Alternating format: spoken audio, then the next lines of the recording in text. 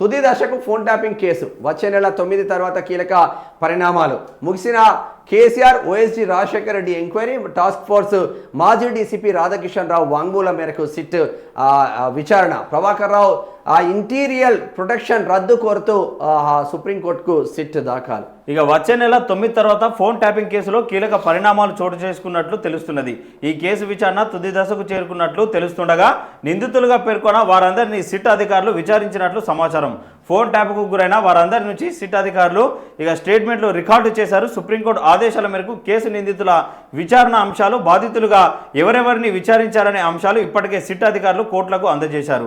Case ముగింపు దశకు రావాలంటే ప్రధాన నిందితుడిగా పేర్కొన్న ప్రభాకర్ రావు విచారణ కీలకంగా మారిందని కోర్టుకు వివరించినట్టు తెలుస్తున్నది. మరికొద్ది రోజుల్లో ఫోన్ ట్యాపింగ్ కేసుకు సంబంధించిన పూర్తి వివరాలతో కూడిన నివేదికను సిట్ ప్రభుత్వానికి అందజేయనుంది. కేసీఆర్ ఓఎస్డీ రాజశేఖర రెడ్డి విచారణ. ఫోన్ ట్యాపింగ్ కేసులో గురువారం కేసీఆర్ ఓఎస్డీ రాజశేఖర రెడ్డిని సిట్ అధికారులు విచారించారు.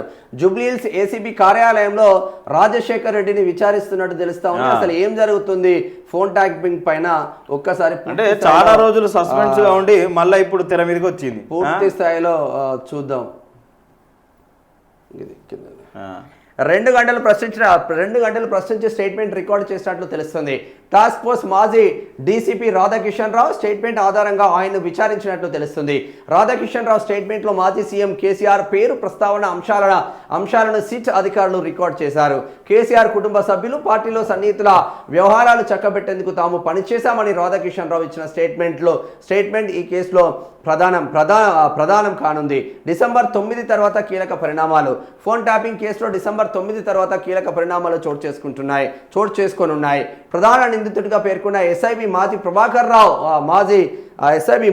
ప్రభాకర్ రావుకు ఉన్న ఇంటీరియర్ ప్రొటెక్షన్ తొలగిస్తే కేసు తుది అంకానికి చేరుకుంటుందని సిట్ అధికారులు చెబుతున్నారు. సుప్రీంకోర్టులో 9వ తేదీన కేసు విచారణ జరగనుంది.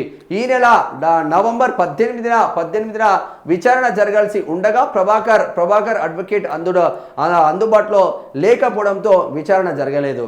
ప్రభాకర్ రావుకున్న ఇంటీరియర్ ప్రొటెక్షన్ రద్దు చేయాలని సిట్ అధికారులు కోరుతున్నారు. ఈ క్రమంలో సిట్ అధికారులు కోరిన విధంగానే ఆదేశాలు వెలువడనున్నట్లు తెలుస్తుంది. నివేదిక ఆధారంగా ఫోన్ ట్యాపింగ్కు పాల్పడమని ఆదేశాలు జారీ చేసిన వారిపై ప్రభుత్వం కఠిన చర్యలు చేపట్టనుంది. మావోయిస్టుల పేరిట ఫోన్లు ట్యాప్ చేసిన ప్రభాకర్ రావు మావోయిస్టుల పేరుతో ఫోన్ ట్యాపింగ్కు పాల్పడినట్లు 10 మార్చి 2024లో కేసు నమోదైంది. 600 ఫోన్ ట్యాపింగ్ రికార్డుల పై సిట్ అధికారులు విచారణ చేపట్టారు. అధికార ప్రతిపక్ష వ్యాపారవేత్తలతో పాటు ఇక ఐఏఎస్ ఐపీఎస్ల ఫోన్లను ట్యాప్ చేసినట్లు గుర్తించారు. ఈ కేసులో ప్రధాన నిందితుడిగా ఎస్ఐబి మాజీ చీఫ్ ప్రభాకర్ రావుతో పాటు మాజీ డీసీపీ రాధాకిషన్ రావు, అడిషనల్ ఎస్పీలు భుజంగరావు, తిరుపతన్న, డిఎస్పీ ప్రణీత్ రావు, న్యూస్ ఛానల్ సీఈఓ శ్రావణ్ రావులను పేర్కొన్నారు. 2023 డిసెంబర్లో ఎన్నికల ఫలితాలు రాగానే ఫోన్ ట్యాపింగ్ పాల్పడిన డివైజులను ధ్వంసం చేశారు. కేసు నమోదైన సమయంలో ప్రభాకర్ రావు, శ్రవణ్ రావు ఇద్దరు అమెరికా పరారయ్యారు. మిగిలిన నిందితులు అరెస్ట్ అయ్యారు. సుప్రీంకోర్టు బెయిల్ మంజూరు చేయడంతో 10 నెలల తర్వాత విడుదలయ్యారు. పరారీలో ఉన్న శ్రవణ్ రావు, ప్రభాకర్ రావులు సుప్రీంకోర్టు ప్రొటెక్షన్తో హైదరాబాద్ చేరుకున్నారు. జూన్ 9న ప్రభాకర్ రావు సిట్కు విచారణకు హాజరయ్యారు. జూన్ నెలలో 9, 11, 14, 19, 21 తేదీల్లో సిట్ అధికారులు ప్రభాకర్ రావును విచారించారు. ఆగస్టు వరకు విడతల వారీగా ప్రభాకర్ రావును విచారించారు. ఆయనకు సంబంధించిన ఫోన్లు, ల్యాప్టాప్లను స్వాధీనం చేసుకున్నారు. వాటి పాస్వర్డ్ వివరాలను కూడా ప్రభాకర్ రావు సిట్ అధికారులకు చెప్పలేదు. ఈ క్రమంలో ప్రభాకర్ రావు ఇంటీరియర్ ప్రొటెక్షన్ రద్దు చేయాలని సిట్ అధికారులు సుప్రీంకోర్టుకు పిటిషన్ దాఖలు చేశారు. 3 నెలల అనంతరం కేసీఆర్ ఓఎస్డీ రాజశేఖర రెడ్డి విచారణతో ఫోన్ ట్యాపింగ్ వ్యవహారం మరోసారి చర్చనీయాంశమైంది. మరి నిజంగానే ఫోన్ ట్యాపింగ్ వ్యవహారంలో ప్రభాకర్ రావు ఇక ప్రొటెక్షన్ రద్దు చేస్తే ఫోన్ ట్యాపింగ్ వ్యవహారం మొత్తం కంప్లీట్ అవుతుంది. కేసీఆర్ ఓఎస్డీ రాజశేఖర రెడ్డిని నిన్న 2 గంటలు విచారించి స్టేట్మెంట్ రికార్డ్ చేసిండ్రు. మరి రాజశేఖర రెడ్డి ఫోన్ ట్యాపింగ్ విషయంలో ఏం మాట్లాడిండు? కేసీఆర్ కేటీఆర్ పేర్లు ఏమని చెప్పిండా? హరీష్ రావు పేర్లు ఏమని చెప్పిండా? కల్వకుంట్ల ఖాందాన్లో కలకలం రేపుతున్న ఫోన్ ట్యాపింగ్ కేసు అని చెప్పుకోవచ్చు. ఏకంగా కల్వకుంట్ల కవిత భర్త అనిల్ ఫోన్ కూడా ట్యాప్ చేసినట్టు కవితనే చెప్పింది. సొంత బావ ఫోన్ ఎవరైనా ట్యాప్ చేస్తాడా అని కూడా చెప్పింది. నాకు తెలిసి బావ ఫోన్ ట్యాప్ చేస్తే చెల్ల ఫోన్ కూడా ట్యాప్ చేస్తుంటే అయ్యే ఉంటది. ఏదో జరిగింది ఆ కల్వకుంట్ల కాందాలో, ఏదో జరిగింది. ఆమె సొంత కుంపడి పెట్టుకుని ఇంట్లో చెల్లకే మనం చేయకపోతే నువ్వు ప్రపంచానికి ఏం చేస్తావు, ప్రజలకు ఏం చేస్తావు?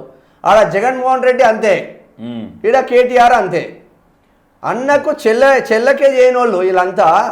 వీళ్ళు మీరు ప్రజలకు ఏం చేస్తారు? ఆడ ఆంధ్రప్రదేశ్లో జగన్ ఏం చేస్తాడు, ఇక్కడ కేటీఆర్ ఏం చేస్తాడు? మీరు ఇక మీ కుటుంబాలు బాగుండాలి, మీరు అందరు కలిసి ఉండాలని చెప్పడానికి మీకు అర్హత ఉందా? లేదు. మీ చెల్లెనే చక్కగా చూసుకున్నాడు. కనీసం ఏంది మొన్న రాఖీ పండగకు కేటీఆర్ బెంగళూరుకి వెళ్ళిపోయింది. ఏడాది రాఖీ కడుతుందా? ఇంత దుర్మార్గం అనే ఎన్ని ఉన్నా కూడా రక్త సంబంధం. ఇక్కడ కూడా ఆయనకు సంబంధించిన ఫోన్లు ల్యాప్టాప్లో స్వాధీనం చేసుకున్నాడు. వాటి పాస్వర్డ్లు ఆయన చెప్పాడు. పాస్వర్డ్లు చెప్పకపోతే మీకు రికవరీ చేసే టెక్నాలజీ మన దగ్గర లేదా? ఓ అమ్మ, నా మీద కేసు అయితేనే పాస్వర్డ్ ఇట్లా రాసుకున్నాడు మా సిఐ కాశ్వర్ రెడ్డి. కాదు అంటే ఆ రికవరీ చేసే టెక్నాలజీ మన దగ్గర లేదా? ఒక చిన్న ఫోన్ది కానీ ల్యాప్టాప్ చిన్నోడిది అయితే చేసేస్తారు, పెద్దోళ్ళే చేయరు. యాజ్ పర్ రూల్స్ ప్రకారమే వెళ్ళాలి. హైకోర్టులో పిల్ వేసుకోవాలి నువ్వు పాస్వర్డ్ రికవరీ కావాలంటే. వాస్తవంగా పెద్దోళ్ళే అట్లనే ఉంటాయి. చిన్న అయితే మనం చెప్తాం ఎలా. ఇంకా చిన్నోడు ఉన్నాడు అనుకో, 2 కొట్టి పాస్వర్డ్ చూడుకుంటారు. వ్యవస్థ అంటే చట్టాలు అందరికీ సేమ్ లేవబ్బా భారతదేశం. చట్టాలు కొందరి జేబుల్లో చుట్టాలై మంచి కూర్చుంటున్నాయి, చట్టాలు కొందరికి చట్టాలు అవుతున్నాయి, చట్టాలు అక్రమ చట్టాలై కూడా కొందరికి చాలా డేంజర్ పరిస్థితుల్లోకి వెళ్తా ఉన్నాయి. ఇక మరి ఈయన కేసీఆర్ అరెస్ట్ అవుతాడా ఫోన్ ట్యాపింగ్ విషయంలో? కేటీఆర్ అరెస్ట్ అవుతాడా? అరెస్ట్ చేస్తారా? ప్రభాకర్ రావును అరెస్ట్ చేస్తారా? రాజశేఖర రెడ్డిని అరెస్ట్ చేస్తారా? హరీష్ రావును అరెస్ట్ చేస్తారా? నక్సలైట్ల పేర్లు చెప్పి 400 పై చిలుకు వాళ్ళకి 600 ఫోన్లు ట్యాప్ చేసింది కదా. బండి సంజయ్ స్టేట్మెంట్ ఇచ్చింది కదా, సెంట్రల్ మినిస్టర్లే స్టేట్మెంట్ ఇచ్చింది కదా, స్టేట్మెంట్ రికార్డు కూడా చేసుకున్నారు కదా. మరి ఇంత పెద్ద ఎత్తున రేవంత్ రెడ్డి ఫోన్ కూడా ట్యాప్ అయినాయి కదా, బండి సంజయ్ ఫోన్ కూడా ట్యాప్ అయినాయి కదా. వీళ్ళిద్దరే కదా టార్గెట్ అప్పుడు ఎక్కువ.